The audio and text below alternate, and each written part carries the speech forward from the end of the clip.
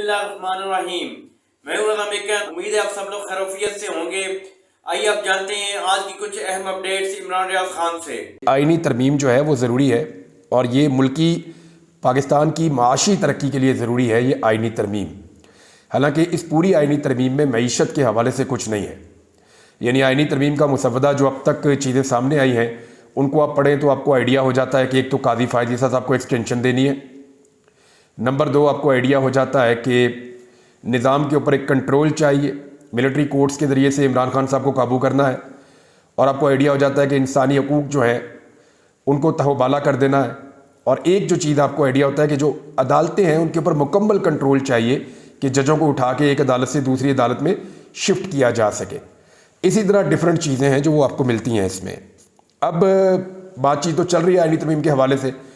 इरफान सिद्दीकी साहब जो हुकूमती सेनेटर हैं उन्होंने एक दावा किया है। देखिए आज कमेटी बैठी थी दोबारा से, पार्लिमानी कमेटी, और इसी तरमीम के हवाले से बैठी थी। वहाँ पे मुसवदे रखे गए, उनके ऊपर बातचीत की गई। एक तो अच्छी बात यह है कि फजल रहमान साहब चंद चीज़ों पर नवाज शरीफ को और बिलावल को पीछे हटाने में कामयाब हो गए हैं। यानी यहाँ से बिलावल की ड्यूटी लगाई हुई है क्योंकि आसिफ अली जरदारी सदर पाकिस्तान है तो वो बराह रास्त तो उस तरह मुदाखलत नहीं कर रहे, अपने बेटे के ज़रिए से वो मामलात को चला रहे हैं। दूसरी जानिब नवाज शरीफ साहब पहले इधर उधर से कर रहे थे, अब ज़ाती तौर पे खुद इन्वॉल्व होके इस आईनी तरमीम के लिए मैदान में आ चुके हैं। मियाँ नवाज शरीफ साहब को और बिलावल को मौलाना साहब आईनी अदालत से पीछे हटा चुके हैं। नंबर 1 उन्होंने आईनी अदालत से पीछे हटा दिया, नंबर 2 वो आईनी बेंच वाले मामले की तरफ लेकर आ गए। और आईनी बेंच वाला मामला जो है वो पाकिस्तान तहरीक इंसाफ ने फजल रहमान साहब को बताया था कि ये तरीक़ाकार ठीक है, इस तरीक़ाकार पे आप आ जाएं। अब बाकी कौन सी चीज़ें हैं जिन पे हुकूमत चाह रही है कि ये चीज़ें हो जाएं। एक तो वो बार बार कहते हैं मिलिट्री कोर्ट्स का, तो फजल रहमान साहब उसमें साफ इनकार कर चुके हैं। जो आइन का आर्टिकल 8 है उसके ऊपर भी मौलाना फजल रहमान साहब जो है वो साफ इनकार कर चुके हैं, जी इसमें मैं आपकी मदद नहीं कर सकता। जजेस की अदालतों में एक अदालत से दूसरी अदालत में ट्रांसफ़र कर देना, उनको भिजवा देना, ताकि इस्लामाबाद हाई कोर्ट के अंदर जो 6 जजेस हैं जिन्होंने खतूत लिखे हैं उनको पूरे पाकिस्तान में फैला दिया जाए और इस्लामाबाद में अपनी मर्ज़ी के जजेस लाए जाएं। अब ये सारी चीज़ें करने का मईशत से क्या ताल्लुक़ है? काजी फायदी साहब का मईशत से क्या ताल्लुक़ है? और ये जजेस जो हैं इनका मईशत से क्या ताल्लुक़ है?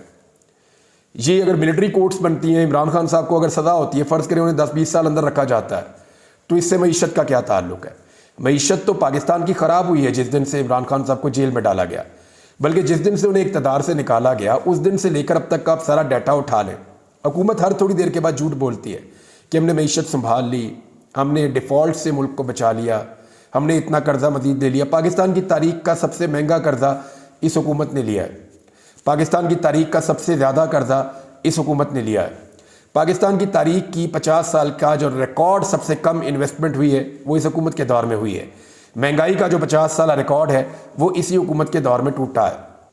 और आप आदाद शुमार देख लें, अशिया खुर्दोनोश की कीमतें देख लें, पेट्रोलियम मसनूआत की कीमतें देख लें, डॉलर की प्राइस देख लें, बाकी सारी चीज़ें ये जिस तरह बढ़ी हैं और जिस तरह बढ़ रही हैं, इससे आप अंदाज़ा कर सकते हैं कि पाकिस्तान में हुकूमत ने हालात को बेहतर किया है, मईशत को बेहतर किया है या बुरा किया है। ये जब तक पॉलिटिकल डिस्टेबिलिटी रहेगी पाकिस्तान में, जब तक पाकिस्तान में सियासी अदम इस्तेहकाम रहेगा, तब तक पाकिस्तान की मईशत ठीक नहीं होगी। और ये एक रियलिटी है, इसको सबको मानना पड़ेगा। अभी आईनी तरमीम के लिए क्या हो रहा है, उमर अयूब साहब ने ट्वीट करके कन्फर्म किया कि मिकदार अली खान साहब पंजाब से MNA है, पाकिस्तान तहरीक इंसाफ के, गालिबन ये सरगोदा से हैं। ये एक महफूज मकाम से दूसरे महफूज मकाम की तरफ जा रहे थे और रास्ते में इन्हें लापता कर लिया गया, अगवा कर लिया गया। उमर अयूब साहब की ट्वीट के बकौल एजेंसियों ने उन्हें उठा लिया है और ये आईनी तरमीम के तनाजुर में ये गिरफ्तारी हुई है। साहबजादा हामिद रज़ा साहब भी बता रहे हैं और कुछ हर एक का अपना अपना एक स्टेटमेंट है, लेकिन कुछ चीज़ें आज और सामने आई हैं इस हवाले से और ये बड़ी अजीब चीज़ें हैं। यानी इन्हें आप देखेंगे तो आपको आइडिया हो जाएगा। आईनी तरमीम के हवाले से एक ट्वीट जो है वो साहबजादा हामिद रज़ा साहब का है। उन्होंने कहा इस वक्त PDM की हुकूमत आईनी तरमीम की मंजूरी के लिए पागलपन की हद तक पहुँच चुकी है। इस्लामाबाद और पंजाब पुलिस को बेदरेग इस्तेमाल किया जा रहा है। फ़याज़ झाजड़, असलम गुम्मन, रियाज फतियाना समेत 10 से 15 MNA ऐसे हैं इस वक्त पंजाब पुलिस का वो हदफ बने हुए हैं। पंजाब पुलिस बच्चों और औरतों पर भी चढ़ दौड़ी है। ये जनाब स्टेटमेंट है साहबजादा हामिद रज़ा साहब का। अभी मैं आपको बताता हूँ कि इरफान सिद्दीकी साहब के बकौल پہلے آئینی ترمیم کو لے کر جا رہے ہیں سینٹ میں. اچھا یہ آپ کہیں بھی لے جا سکتے ہیں. اگر آپ آئین میں ترمیم کرنا چاہتے ہیں تو پہلے چاہے آپ اس کو قومی اسمبلی میں لے جائیں, وہاں پہ بحث کروا کے اس کو وہاں سے 2/3 اکثریت پہ منظور کروا لیں, پھر بعد میں بے شک آپ اس کو سینٹ میں لے جائیں. اگر آپ پہلے سینٹ میں لے جانا چاہتے ہیں تو پہلے سینٹ میں لے جائیں, بعد میں قومی اسمبلی میں لے جائیں. دونوں جو ہاؤسز ہیں وہاں سے 2/3 اکثریت پہ اس کو منظور کروانا ضروری ہے. تو پہلے غالباً سینٹ میں لے جانے کا فیصلہ کیا. 18 تاریخ کو یعنی کل عرفان صدیقی صاحب کے بقول آئینی ترمیم کو سینٹ آف پاکستان میں پیش کر دیا جائے گا. اب سینٹ میں سچویشن کیا ہے؟ فضل الرحمان صاحب کے بغیر تو ممکن نہیں ہے کہ یہ آئینی ترمیم وہاں پہ پاس ہو جائے.